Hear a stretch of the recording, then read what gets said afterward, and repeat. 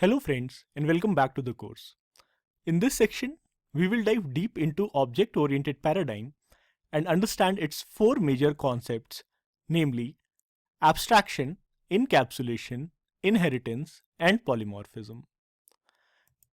If I must describe each of these concepts in just one sentence, then for abstraction I will say eliminate the irrelevant and amplify the essential. Encapsulation means hiding the unnecessary. Inheritance helps in modeling the similarities, while polymorphism means same function, different behavior. Remember, I said we will be diving deep into object-oriented paradigm, and just a single sentence definition doesn't help much in understanding these concepts. So let's take each one of them at a time and try to understand them in detail. We will start with abstraction. Abstraction refers to the act of representing essential features without including the background details or explanations. The core things here are essential features and not including background details. Let's first try to understand the essential features part. Consider this example where a lady has brought her pet cat to a vet for treatment. Let's see the cat from the vet's point of view. What are the essential features of a cat for the vet? Vet's objective is to examine the cat and diagnose any health issues the cat is having. So for the vet, the essential thing is the body structure of the cat. Vet is interested in different body parts of the cat like heart, lungs, stomach, kidney, intestine, liver, bladder to ensure everything is functioning perfectly and the cat is healthy.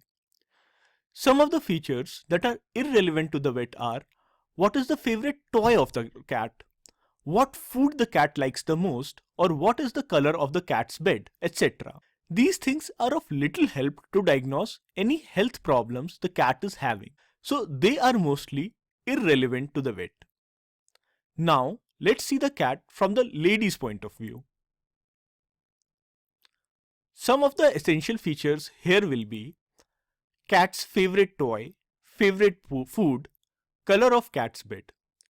Because cat is the lady's pet, everything that makes the cat feel happy is essential to the lady. On the other hand, things like anatomy of the cat, scientific names of cat's body parts, etc. are irrelevant to the lady, as these things doesn't help the lady to make her cat feel happy. So now I hope you have a better sense of how essential information depends upon the problem at hand.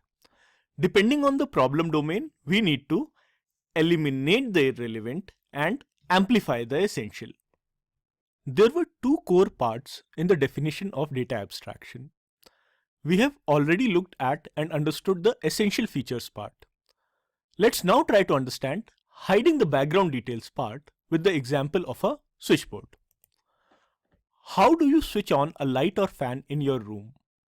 Obviously, you go to the switchboard, press the required switch to turn on the light or fan.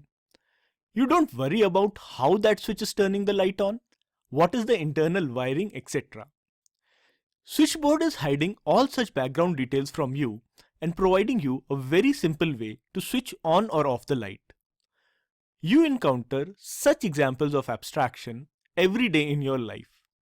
While driving a car, the driver presses accelerator to speed up the car and brakes to stop it. He doesn't worry about all the background details regarding how the engine is working, how the pistons in the engine are firing up at an increased RPM to speed up the car, or how the brakes are working to slow down and stop the car. All these details are hidden away from the driver and he is presented with two very simple interfaces, accelerator and brakes, to speed up and slow down the car. Such hiding of background details through abstraction is making our day-to-day lives simpler. Java supports data abstraction through abstract classes and interfaces. We will look into this a little bit later in this course.